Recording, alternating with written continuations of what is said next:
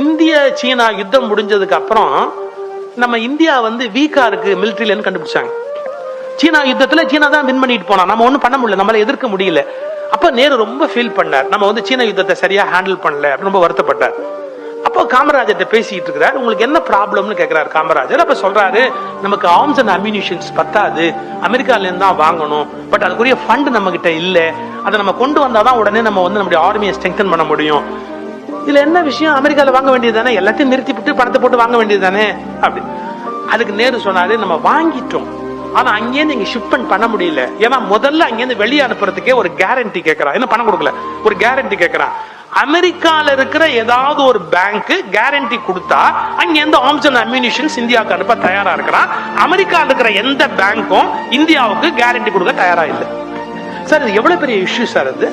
அமெரிக்கால இருக்கிற எந்த பேங்க்கும் இந்தியன் கவர்மெண்ட்டை நம்பி ஒரு கேரண்டி கொடுக்க தயாரா இல்லை அப்படின்னு காமராஜர் ரொம்ப சாதாரண ஒரு லாங்குவேஜ்ல கேட்டாராம். அவன் கடை இங்க எதுவும் இருக்காங்கிற,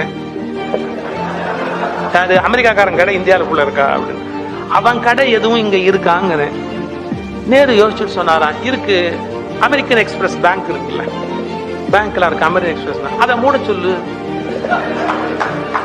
அது இங்க மூட சொல்லு. அமெரிக்கன் எக்ஸ்பிரஸ் மூட சொன்னா அது இன்டர்நேஷனல் ப்ராப்ளமா என்னமோ ஆயிட்டு போகுது. காமராஜ் சொன்ன வார்த்தை, நமக்கு உதவலைன்னா அவன் என்ன இங்க கடை வச்சு வியாபாரம் பண்றது, அவன் கடையை மூட சொல்லு.